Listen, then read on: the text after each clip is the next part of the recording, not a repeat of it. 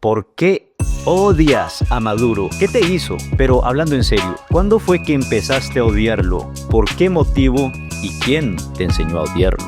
Lo primero que se me ocurre es que lo odias por provocar la destrucción de la economía venezolana que desencadenó en un éxodo masivo. Pero, ¿es Maduro tan culpable como piensas? Nicolás Maduro llega al poder en 2013, recibiendo una economía que había entrado en un déficit fiscal de casi el 10% el año anterior.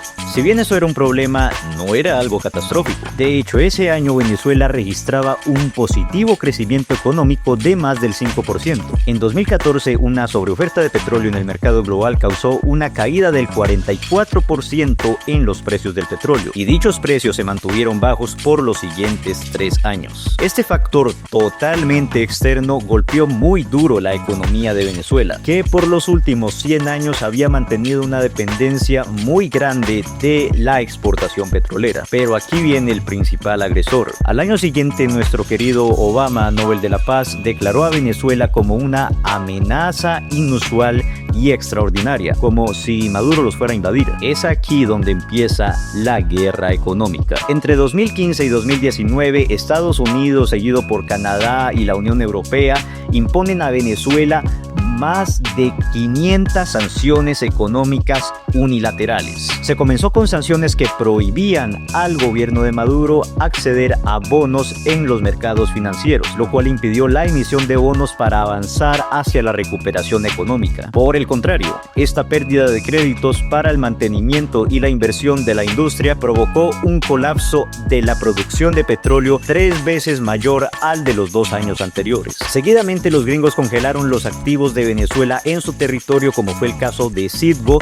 y además presionaron a otros gobiernos aliados para que hicieran lo mismo, como ocurrió con Colombia y Monómeros. Por su parte, los ingleses, los papás de los gringos, incautaron las reservas de oro de Venezuela en el Banco de Inglaterra. Y por si eso fuera poco, en el año 2019 el gobierno de Donald Trump decretó un embargo petrolero contra Venezuela, el cual le restringió por completo el acceso al mercado estadounidense, que para ese entonces era su principal comprador. Y además presionó a otros países como la India para que dejaran también de comprarle petróleo a Venezuela bajo amenaza de sanciones. El resultado de las pérdidas millonarias de ingresos a causa de estas sanciones ya lo conocemos todos: hiperinflación, quiebra de la industria petrolera, caída en la importación de alimentos y medicinas, por lo tanto escasez, incapacidad de mantener el sistema eléctrico, apagones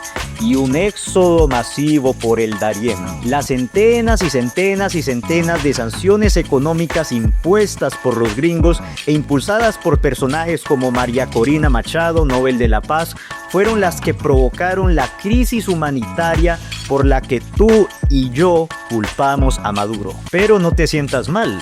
Es entendible que creyéramos eso cuando en ese momento los grandes medios de América y claro, de Europa también, nos metieron la idea de que el principal culpable de la crisis era el gobierno venezolano. Y si mencionaban las sanciones era nada más como por encimita, sin profundizar en el análisis del impacto tan negativo que estaban provocando sobre la economía venezolana. Pero te invito a preguntarte, ¿qué hubieras hecho tú en el lugar de Maduro ante todo este cerco económico y mediático? Para paliar los efectos de la crisis, el gobierno venezolano creó los CLAP, con el apoyo de organizaciones comunitarias para distribuir cajas de alimentos por todos los hogares.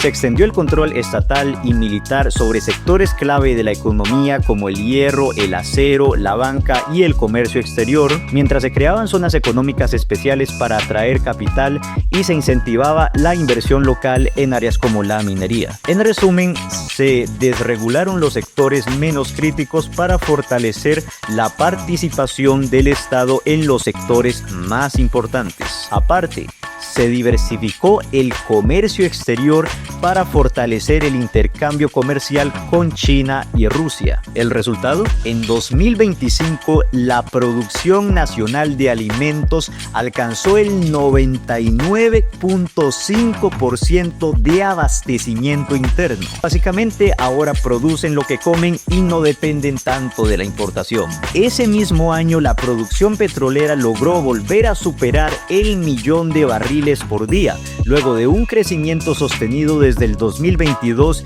y a pesar de las sanciones que ya ascendían a más de 900. Por su parte, las exportaciones no petroleras alcanzaron un crecimiento del 87%. Venezuela incluso lideró el crecimiento económico regional latinoamericano de 2025 con un índice de 6.5% de crecimiento según datos de la CEPAL.